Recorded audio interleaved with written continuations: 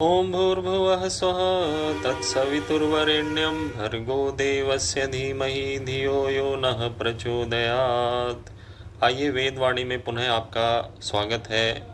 आइए पवित्र वेदवाणी का चिंतन करते हैं कि किस प्रकार हम अपने जीवन को सुखी करें, उन्नत करें और ईश्वर की शरण को पाएं। आइए मेरे साथ एक ऋग्वेद के मंत्र का पाठ करते हैं। ओम त्वं च सोमा नो वशो जीवातुम् ओम त्वं च सोमा नो जीवातुं नो वशो जीवातुं नामरामहे नामरामहे प्रियस्रो प्रियस्त्रोतो वनस्पतिः प्रियस्त्रोतो वनस्पतिः। मंत्र का शब्दार्थ है सोम।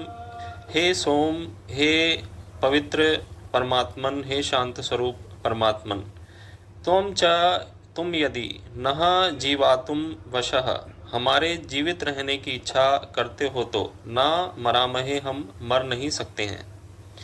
प्रिय स्त्रोतः, तुम प्रिय स्त्रोत वाले हो और वनस्पति ही संभजन करने वालों के रक्षक हो। तो यहाँ ईश्वर ने हमें अपना उपदेश दिया है कि यदि ईश्वर हमारे जीवित रहने की इच्छा करता है तो हम मर नहीं सकते हैं।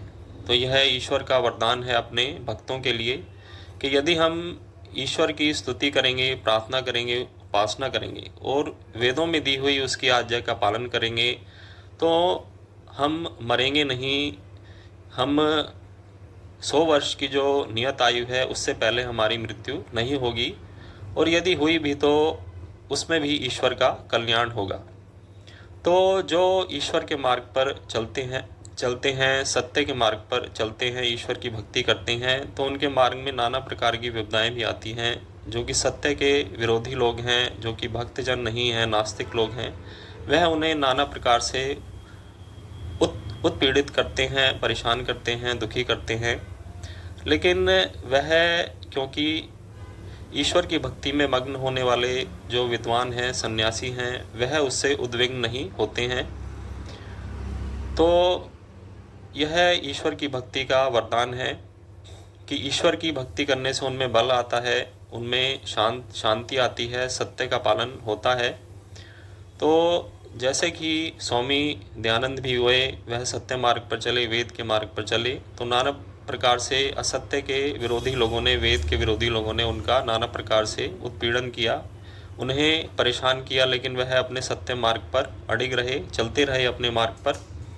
और उन्हें नाना प्रकार से विष भी दिया गया समय समय पर, लेकिन जब तक उनकी मृत्यु नहीं होनी थी तो उनकी नहीं हुई। तो ईश्वर की व्यवस्था के बिना, ईश्वर की आज्ञा के बिना कोई किसी को मार भी नहीं सकता है।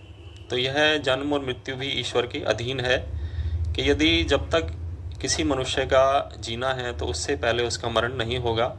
तो जितने उन्होंने परोपकार के कार्य करने थे, जितना उनका नियत था, तो तब तक वह जिए और ईश्वर की भक्ति से पूर्ण होकर आनंद रूप से जिए और सत्य का प्रचार करते हुए संसार में अमर हुए, वास्तविक रूप से अमर हुए। वैसे आत्मा अमर है, लेकिन अपने यशस्वी कार्यों के कारण वह अभी भी अमर है।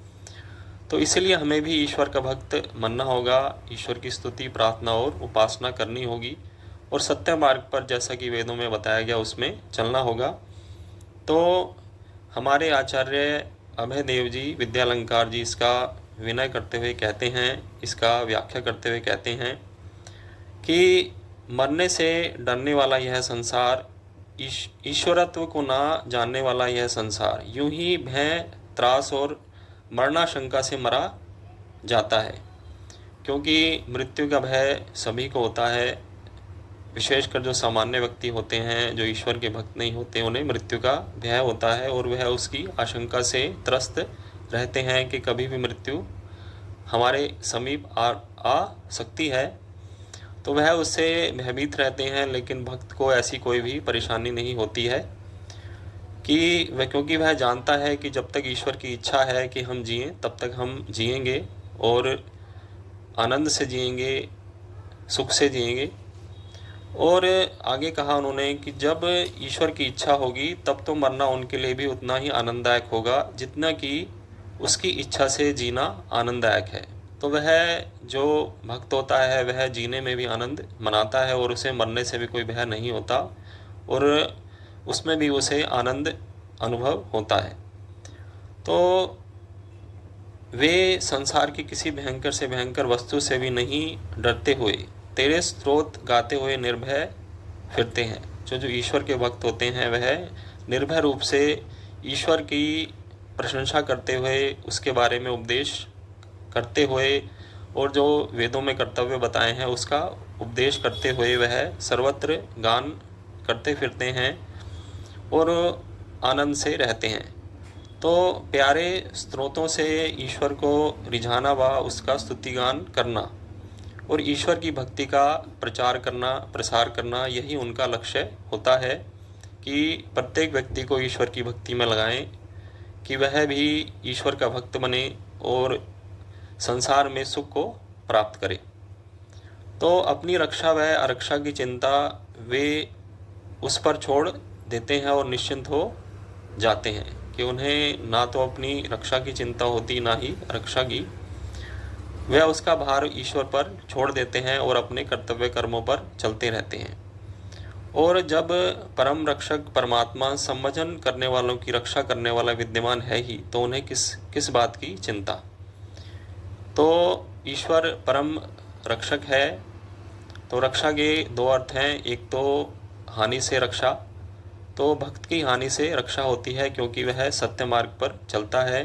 तो यह सत्य मार्ग पर चलना भी एक प्रकार से रक्षा है कि यदि हम सत्य मार्ग का पालन करेंगे तो हमारी रक्षा स्वतः ही होगी और हमें किसी प्रकार की हानि नहीं होगी, क्योंकि भक्त स्वयं भी किसी की हानि नहीं करता है अनावश्यक रूप से।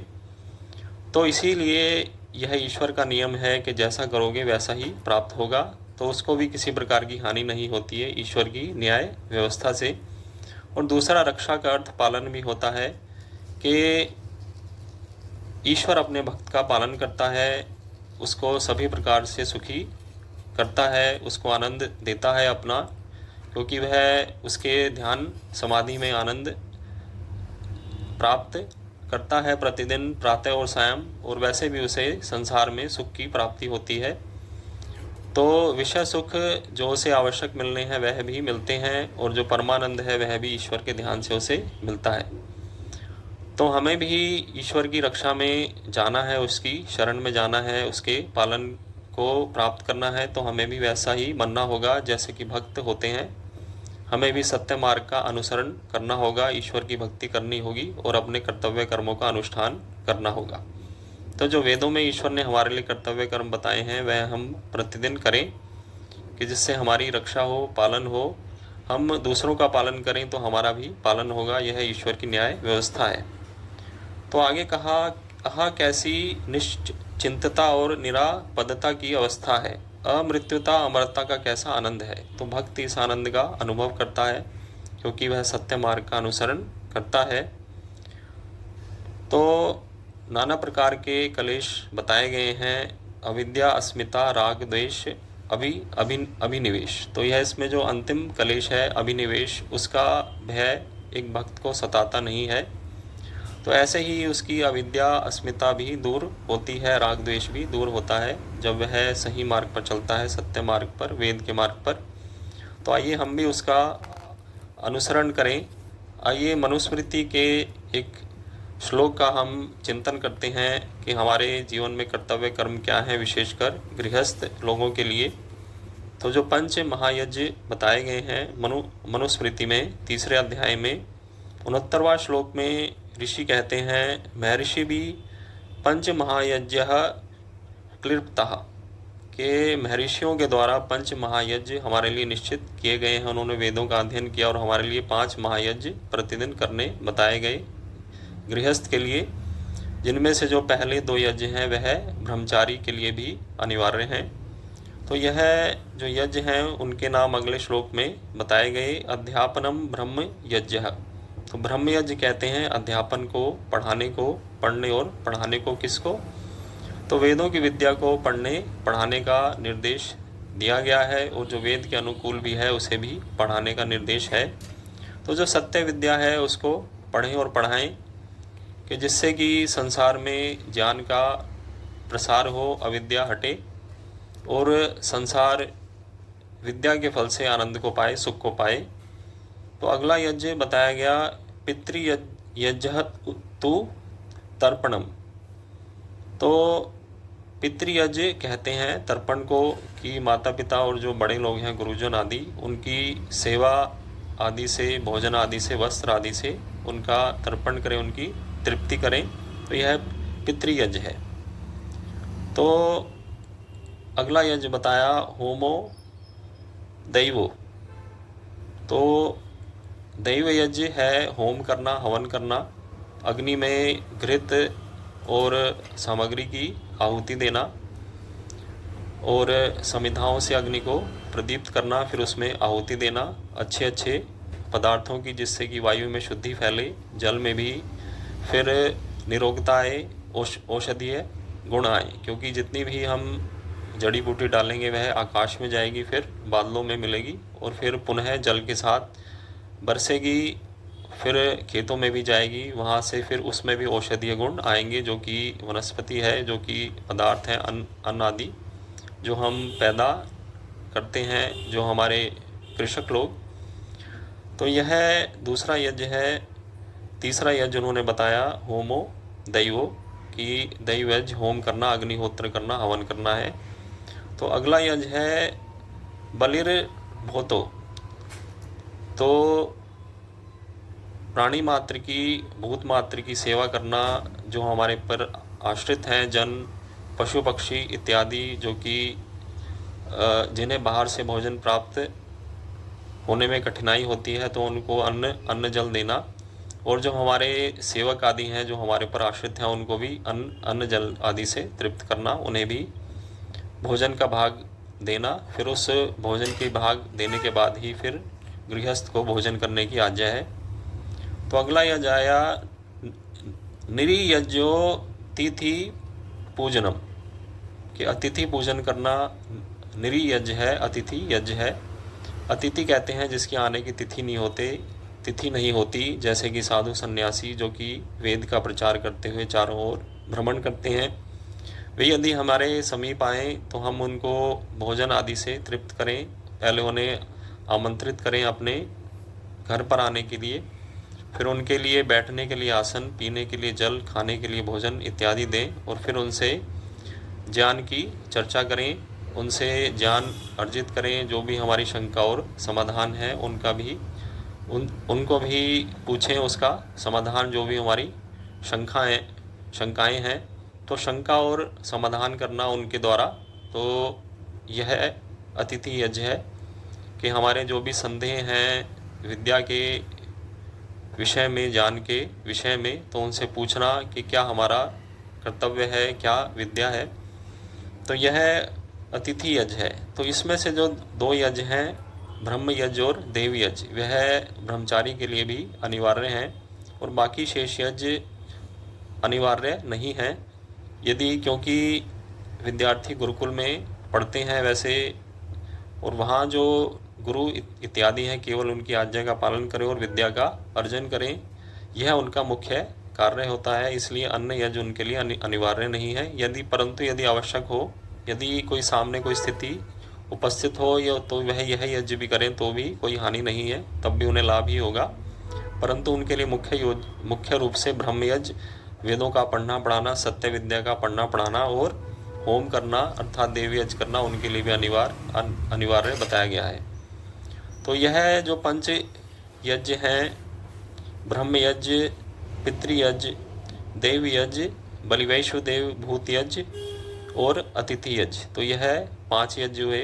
तो यह जो व्यक्ति करता है तो उसके यहाँ किसी प्रकार की न्यूनता नहीं होती है। तो आइए हम भी इन यज्ञों का पालन करें, यह हमारे नित्य कर्म है।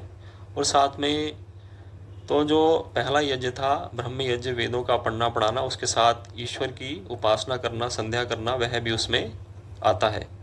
तो आइए हम ब्रह्म यज्ञ भी करें, हम वेदों का अध्ययन करें और साथ में जो वेद की विद्या का पढ़ने का मुख्य लक्ष्य है कि ईश्वर की भक्ति करना, उपासना करना, संध्या करना, वह भी हम प्रतिदिन करें, प्रातः और सायं, कि जिससे हमारे कर्तव्य कर्मों की प्रतिदिन पूर्ति हो। तो इन्हीं शब्दों के साथ मैं अपनी वाणी को विराम देता हूँ। ओम शम।